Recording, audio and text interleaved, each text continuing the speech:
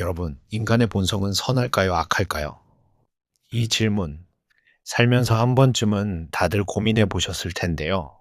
만약 제가 이 질문에 대한 답을 찾는 과정에서 여러분의 비즈니스를 성공으로 이끌 강력한 전략을 발견할 수 있다고 한다면 어떠신가요? 오늘은 조금은 낯설고 어쩌면 불편하게 들릴 수 있는 철학인 바로 순자의 성악설을 통해 비즈니스의 본질을 꿰뚫어 보겠습니다. 성악설이라고 하면 흔히 인간을 비관적으로 보는 사상이라고 오해하기 쉽습니다. 하지만 오늘 영상을 끝까지 보시면 성악설이 사실은 인간의 가능성을 믿고 현실적인 성공 전략을 제시하는 매우 날카로운 도구라는 것을 깨닫게 되실 겁니다. 특히 1인 기업가나 나만의 브랜드를 만들고 싶은 분들이라면 오늘 내용이 여러분의 사업에 새로운 돌파구를 열어줄 거라고 확신합니다. 자, 그럼 지금부터 순자의 지혜를 빌려 비즈니스의 판을 새로 짜보겠습니다. 먼저 성악설에 대한 오해부터 풀어야겠죠. 순자가 말한 성악설, 과연 무슨 뜻일까요?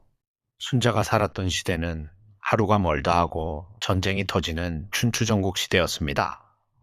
이런 혼란 속에서 순자는 인간을 마냥 이상적으로만 볼 수는 없었을 겁니다. 그래서 아주 현실적인 관점에서 인간을 분석하기 시작했죠. 첫째, 순자는 인간의 본성, 즉 성은 악하다고 말했습니다. 여기서 악하다는 건 우리가 생각하는 것처럼 사악하고 나쁘다는 뜻이 아닙니다. 자연 그대로의 상태를 의미하는 것에 가깝습니다. 인간은 태어날 때부터 자기 이익을 먼저 챙기고 눈앞의 즐거움을 좇는 본능적인 욕망을 가지고 있다는 거죠. 그리고 이 욕망을 그대로 내버려 두면 결국 서로 다투고 빼앗게 되어서 사회가 혼란스러워진다고 본 겁니다. 둘째, 그렇다면 희망은 없는 걸까요? 아닙니다. 순자는 선함은 인위적인 것이라고 말했습니다. 여기서 인위를 뜻하는 위라는 한자 때문에 거짓이라고 오해하는 경우가 많은데요. 전혀 다른 뜻입니다. 인위는 인간의 의식적인 노력을 의미합니다. 즉, 선함은 타고나는 게 아니라 후천적인 학습과 노력을 통해서만 만들어질 수 있다는 거죠. 그렇다면 그 노력의 구체적인 방법은 뭘까요? 순자는 두 가지 도구를 제시합니다. 바로 예와 법입니다. 예는 우리가 사회 속에서 지켜야 할 약속이나 행동, 규범을 말하고 법은 이걸 지키지 않았을 때 적용되는 제도적 장치입니다. 성인이 만들어 놓은 이 예를 배우고 실천하면서 인간은 비로소 자신의 이기적인 욕망을 다스리고 공동체와 조화를 이루는 선한 존재가 될 수 있다는 겁니다. 이걸 맹자의 성선설과 비교해보면 그 차이가 더 확실해집니다. 맹자는 인간이 원래 선한 마음을 타고났으니 그 마음을 잘 키우기만 하면 된다고 봤습니다. 반면에 순자는 인간의 본성은 이기적이니 예와 법이라는 시스템을 통해 외부에서 적극적으로 교육하고 바로잡아야 한다고 주장했죠. 결국 순자의 성악설은 인간에 대한 비관론이 아닙니다. 오히려 이기적인 본성을 가진 인간조차도 끊임없는 노력을 통해 얼마든지 더 나은 존재가 될 수 있다는 강력한 성장의 철학이자 시스템의 철학인 셈입니다. 자, 그럼 이 성악설이라는 오래된 철학을 어떻게 현대 비즈니스에 써먹을 수 있을까요? 지금부터가 진짜 재미있는 부분입니다. 먼저 고객을 이해하는 방식부터 완전히 달라집니다. 비즈니스의 본질은 고객의 문제를 해결하는 것이죠. 성악설의 관점에서 보면 이건 고객의 가장 근원적인 욕망, 즉 해결되지 않은 문제나 채워지지 않은 이기적인 결핍 상태를 정확히 찾아내는 것과 같습니다. 이때 아주 유용한 도구가 바로 Jobs to be do, 즉 해야 할 일, 줄여서 JTBD 프레임워크입니다. 이건 고객이 제품을 사는 게 아니라 자신의 해야 할 일을 해결하기 위해 제품을 고용한다고 보는 관점입니다. 고객은 드릴을 원하는 게 아니라 벽에 뚫린 구멍을 원한다는 유명한 말이 있죠. 바로 그겁니다. 하버드 경영대학원의 유명한 밀크쉐이크 사례를 들어볼까요? 한 패스트푸드점이 밀크쉐이크 매출을 올리려고 맛도 바꿔보고 가격도 내려봤지만 소용이 없었습니다. 그래서 고객들을 깊이 관찰했더니 놀랍게도 아침에 혼자 차를 타고 출근하는 사람들이 밀크쉐이크를 많이 사간다는 걸 발견했습니다. 그들에게 밀크쉐이크는 단순한 음료가 아니었습니다. 지루한 출근길을 달래주고 한 손으로 운전하면서도 깔끔하게 허기를 채울 수 있는 일을 해결해주는 솔루션이었던 거죠. 이처럼 고객의 숨겨진 욕망, 즉 본성을 파악하는 것이 모든 비즈니스의 시작입니다.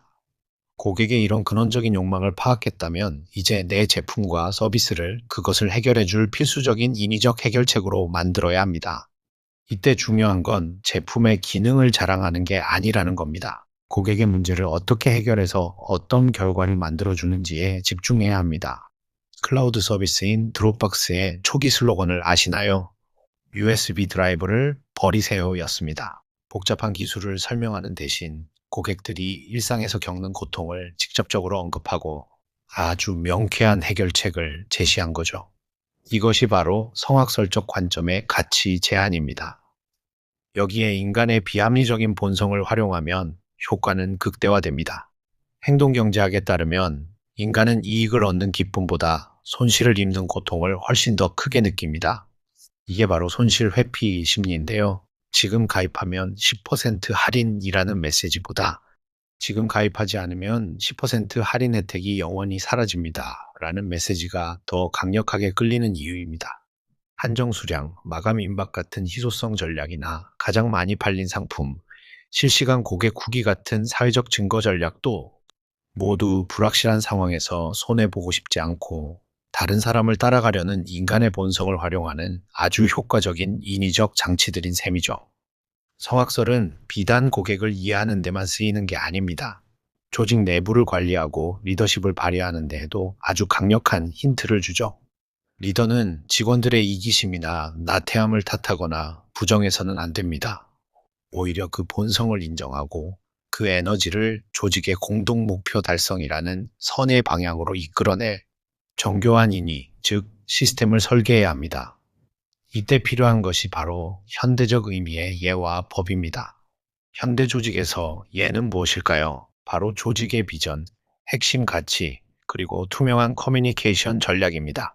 우리는 왜 이 일을 하는가에 대한 명확한 답을 주고 모든 의사결정의 기준이 되는 원칙을 세우는 거죠. 그리고 회사의 상황과 목표를 솔직하게 공유해서 직원들의 불필요한 불신을 없애고 스스로가 조직의 중요한 일부라는 인식을 심어주는 겁니다. 그렇다면 현대 조직의 법은 무엇일까요? 바로 채용, 평가, 보상과 같은 공정한 인사 시스템입니다. 더 나은 대우와 인정을 받고 싶어 하는 개인의 이기심을 조직의 성과 창출 방향으로 유도하는 강력한 동기부여 장치죠.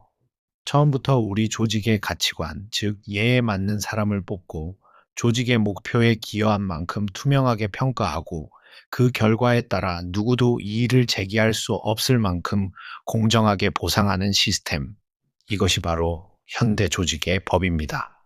이런 순자의 철학을 현대적으로 가장 잘 구현한 기업이 바로 넷플릭스입니다. 넷플릭스는 우리는 가족이 아니라 프로 스포츠팀이다 라고 말합니다. 인간의 나태함이나 안주하려는 본성을 인정하고 오직 최고의 성과만을 추구하겠다는 의지를 명확히 한 거죠. 넷플릭스의 예는 자유와 책임이라는 핵심 가치입니다. 휴가 규정이나 경비 처리 규정 대신 회사의 이익을 위해 행동하라는 큰 원칙, 즉 맥락을 공유합니다. 그리고 직급에 상관없이 솔직한 피드백을 주고받는 문화를 통해 서로의 성장을 돕도록 설계했죠. 넷플릭스의 법은 더욱 엄격합니다. 업계 최고 대우로 최고의 인재만 뽑고 관리자에게는 항상 팀원이 떠난다면 붙잡을 것인가를 스스로 묻게 하는 키퍼 테스트를 통해 팀의 인재 밀도를 최고 수준으로 유지하도록 강제합니다. 그리고 성과는 오직 결과로만 평가하고 그에 따라 업계 최고 수준의 보상을 지급합니다.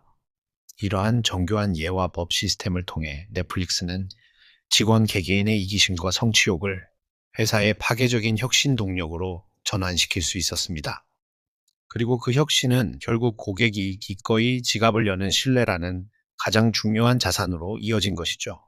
자, 지금까지는 일반적인 비즈니스에 대한 이야기였다면 이제부터는 한 단계 더 깊이 들어가 보겠습니다. 특히 1인 기업가나 팬덤을 만들어야 하는 분들이라면 지금부터가 진짜 핵심입니다.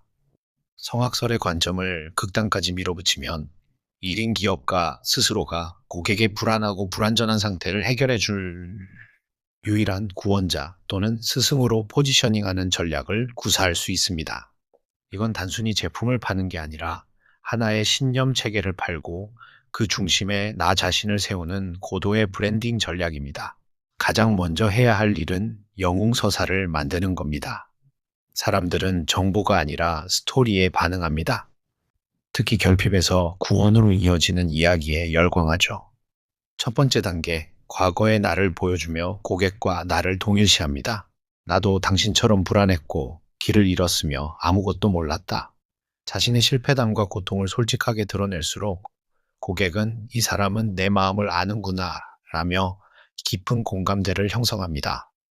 두 번째 단계, 깨달음의 순간을 극적으로 연출합니다. 수많은 실패 끝에 나는 마침내 이 문제의 근본적인 해결책을 발견했다.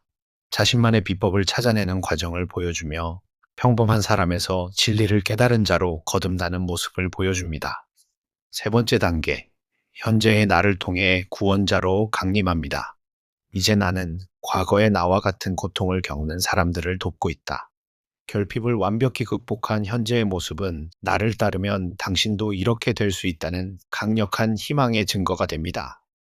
이런 서사를 바탕으로 엄격하지만 자비로운 스승이라는 페르소나를 구축하고 모든 콘텐츠와 메시지를 여기에 맞춰 일관되게 쏟아내야 합니다. 당신이 늘 제자리인 진짜 이유처럼 고객의 문제를 각인시키는 콘텐츠를 통해 위기감을 조성하고 자신만의 비법 일부를 맛보기로 보여주면서 권위를 증명합니다. 그리고 나를 따랐더니 이렇게 성공했다는 고객들의 성공 사례를 끊임없이 노출시켜 나만 뒤처지고 있다는 불안감, 즉 포모를 자극하는 거죠. 메시지는 단호해야 합니다. 뭐뭐일 수 있습니다가 아니라 뭐뭐입니다. 이것이 유일한 길입니다. 라고 선언해야 합니다. 변화를 꿈꾸는 우리와 현실에 안주하는 그들처럼 편을 가르고 자의식 해체처럼 나만 쓰는 독자적인 용어를 만들어서 외부인들은 쉽게 넘볼 수 없는 진입장벽을 세우는 것도 아주 효과적입니다. 이렇게 구축된 권위를 바탕으로 나의 철학에 동의하는 사람들을 위한 배타적인 공간, 즉 우리만의 리그를 만들어야 합니다. 유료 멤버십이나 비공개 커뮤니티처럼 아무나 들어올 수 없는 곳으로요. 이 안에서는 특별한 정보와 혜택을 제공해서 소속감을 높이고 멤버들끼리 서로의 성공을 축하하고 격려하는 문화를 만들어야 합니다. 이 폐쇄적인 커뮤니티는 그 자체로 가장 강력한 마케팅 도구가 됩니다. 커뮤니티 내부의 활발한 모습이나 성공 사례를 외부 채널에 살짝 엿보기 형태로 공개하는 거죠.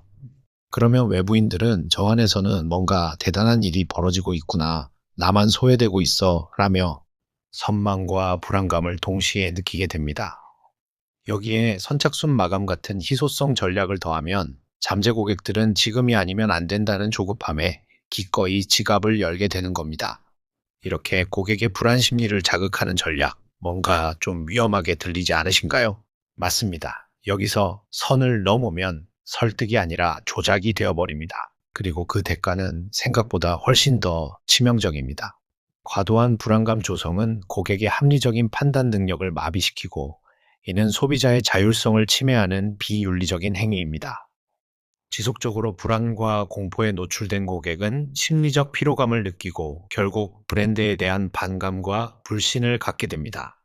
애플이 애플워치의 긴급 구조 기능을 알리기 위해 죽음의 공포를 연상시키는 광고를 반복했을 때 두려움을 판매에 악용한다는 비판에 직면했던 것을 기억해야 합니다.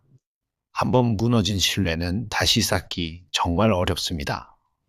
이러한 부정적인 인식을 만드는 결정적인 요인은 바로 진실성의 결여와 의도의 불순함입니다. 고객들은 본능적으로 압니다. 이 메시지가 정말 나를 돕기 위한 것인지 아니면 나의 불안을 이용해서 자기 이익만 챙기려는 것인지를요. 그렇다면 어떻게 해야 이 위험한 선을 넘지 않고 장기적으로 성공하는 브랜드를 만들 수 있을까요? 그 해답은 구원자가 아니라 신뢰받는 조력자가 되는 데 있습니다. 설득과 조작을 구분하는 기준은 명확합니다. 설득은 투명한 정보를 바탕으로 고객 스스로 최선의 결정을 내리도록 돕는 것이고, 조작은 정보를 왜곡하고 심리적 압박을 통해 판매자가 원하는 결정을 하도록 강요하는 것입니다. 설득의 결과는 고객의 만족과 신뢰이지만 조작의 끝은 고객의 후회와 관계의 단절뿐입니다. 비즈니스의 초점을 단기 매출에서 고객 문제 해결을 통한 장기적 신뢰 구축으로 옮겨야 합니다. 콘텐츠를 만들 때 이걸 안 쓰면 당신은 실패자라고 공포를 조장하는 대신 이런 어려움을 겪고 있다면 이런 해결책이 도움이 될 수 있습니다. 라고 공감하고 희망을 제시해야 합니다. 최고, 유일 같은 절대적인 표현보다는 객관적인 데이터와 진솔한 고객 후기로 가치를 증명해야 합니다. 판매 과정에서도 마찬가지입니다. 촉박한 시간 제한으로 결정을 재촉하기보다 고객이 충분히 고민할 수 있도록 필요한 정보를 투명하게 제공하고 구매하지 않더라도 그들의 선택을 존중하는 태도를 보여야 합니다. 궁극적으로 우리는 고객의 결핍을 지적하는 사람이 아니라 그들의 가능성을 보고 함께 성장하는 파트너가 되어야 합니다. 감춰진 비법을 파는 구원자가 아니라 검증된 방법을 알려주는 친절한 안내자가 되어야 하는 것이죠. 자, 오늘 정말 긴 시간 동안 순자의 성악설을 비즈니스와 연결해서 깊이 파고들어 봤는데요. 정리해 보겠습니다. 첫째, 비즈니스의 시작은 고객의 근원적인 욕망과 결핍, 즉 본성을 꿰뚫어 보는 것입니다. 둘째, 그 결핍을 가장 효과적으로 해결하는 제품과 서비스, 즉 인위적 해결책을 정교하게 설계해야 합니다. 셋째, 개인의 선의가 아닌 인간의 이심을 공동의 목표로 이끌 수 있는 명확한 시스템, 즉 예와 법에 의존해야 합니다. 넷째, 더 나아가 스스로가 고객의 불안을 해결하는 스승이 되어 강력한 팬덤을 구축할 수도 있습니다. 하지만 가장 중요한 다섯째, 이 모든 과정에서 조작의 선을 넘지 않도록 윤리적 경계를 명확히 하고 신뢰를 쌓아야 한다는 것입니다. 결론적으로 순자의 성악설은 비즈니스 리더들에게 인간은 이기적이기에 그 이기심이 조직과 사회 전체의 이익과 조화를 이루도록 정교한 시스템과 문화를 만들어야 한다는 아주 현실적이면서도 건설적인 지혜를 줍니다. 성공적인 비즈니스는 인간 본성에 대한 막연한 기대를 버리고 그 본성을 긍정적인 방향으로 이끌기 위한 인위적 노력을 멈추지 않는 조직입니다. 그리고 그 과정에서 반드시 윤리적 원칙을 지키며 고객의 신뢰라는 가장 중요한 자산을 쌓아가는 조직일 것입니다. 오늘 영상이 도움이 되셨다면 구독과 좋아요 부탁드립니다.